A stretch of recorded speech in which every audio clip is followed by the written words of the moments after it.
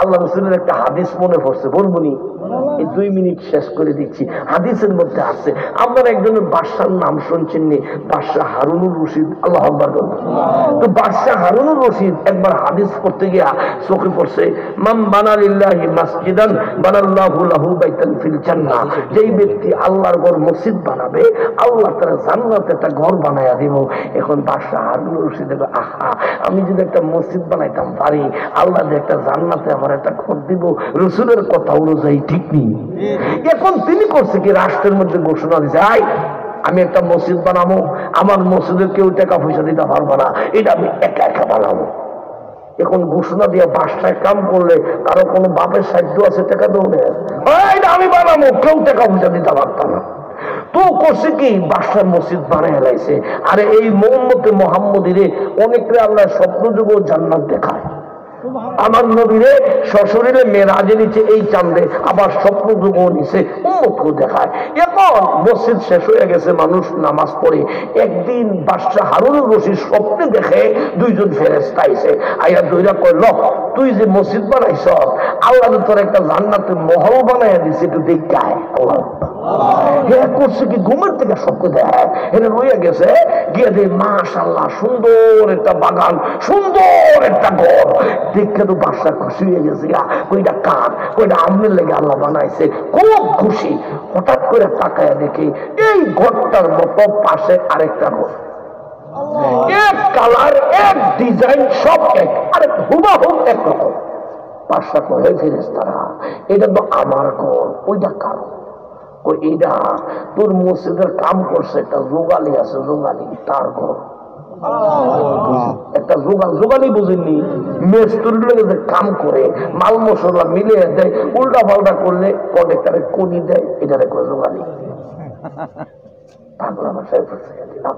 এখন ও যোগালির এই জান্নাত আমাদের মতো একরকম কহা, তার নামটা কি? আহমদ। আমি তো যোগালি নাম জানি না। আচ্ছা, ঘুম ভেঙে গেছে, স্বপ্নে করে কি দেখলাম, আমার যেরকম জান্নাত যোগালিরও একরকম জান্নাত, জান্নাতটা একরকম জান্নাত। আচ্ছা, যোগালিটাকে বার করতে হোক। বাদশা এখন ঘোষণা দিচ্ছে, আমার মসজিদ যারা বানাইছ সবাই দাওয়াত, রাইতের বেলায় ডিনার খাইবা, আমার রাইতের খানা খাইবা, দাওয়াত দিছে। সবাই আইছে, খাওয়াইয়া লওয়াইয়া কয়, আসল উদ্দেশ্য হলো আহমদকে, আহমদ রে সিনা, যোগালি আহমদ। এখন কয়, আচ্ছা তোমার মতো আমি পরিচয় জানি না, তোমার নাম কি? অলিউল্লাহ, সফিউল্লাহ, হাবিবুল্লাহ, খলিলুল্লাহ, কলিমুল্লাহ, একটা একটা নাম। আহমদকে একটা দ্বারা, আমার নাম আহমদ। আল্লাহু আকবার। ভাষা কোনো তোরে তো বলতে আসি। আচ্ছা, এবার কাছে আপনারা বেড়াইছেন তো সবাই, আপনারা জান, তুমি খুশি। আহমদ রে কিন্তু কথা বলতে না। বাচ্চা হারুনুর রশিদ আহমদকে দরিয়া খাস কামরায় নিয়ে গিয়েছে।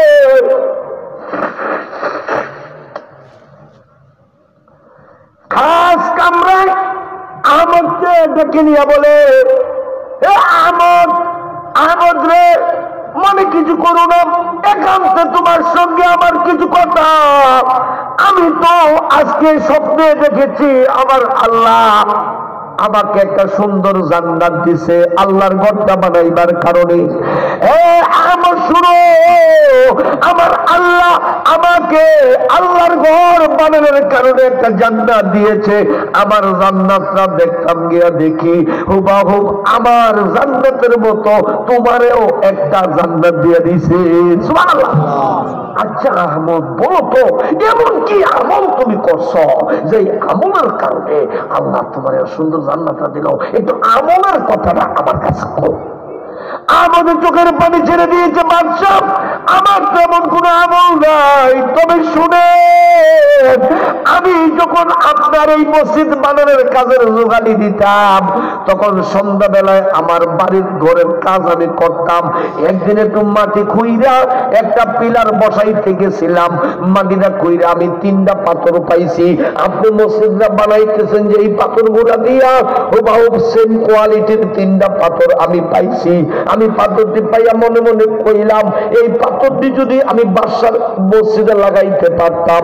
কিন্তু আপনারা আইন জারি করছেন, আমার মসজিদের মধ্যে কেউ সাহায্য করতে পারবে না, আমি একা মসজিদ বানাবো। বলে আমার কলিজা কাঁপে, পাথরগুলা দিতে পারি না, কিন্তু মনে শান্তি লাগে না।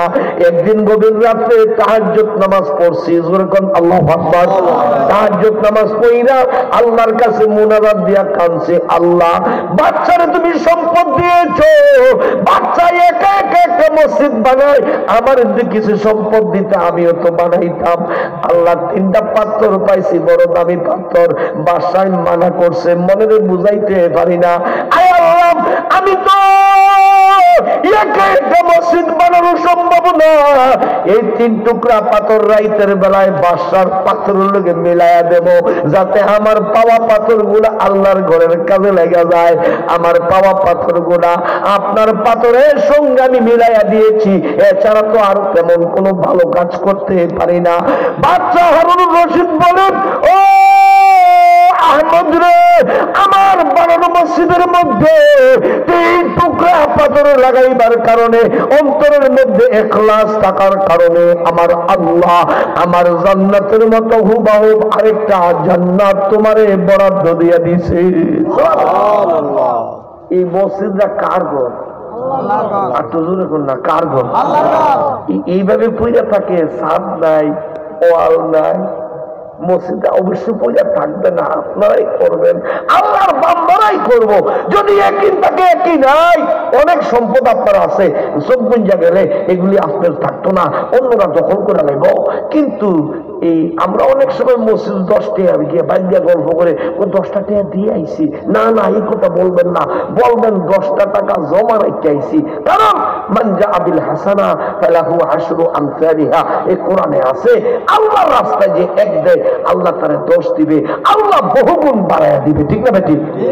এটা কি দেওয়া হয় না জমা হয়? জমা হয়। যেটা মইরা রাখতে যাইবেন এটা দিয়ে গেছেন ভোলা মানে, আর যেটা আপনার কাফনের ভিতরে কোনটা যাইব জানেননি, ওই যে মসজিদ মাদ্রাসায় 5 টাকা 10 টাকা দিচ্ছেন না, এগুলি কাফনের ভিতরে হইয়া আপনার লোকের কবরও যাইব।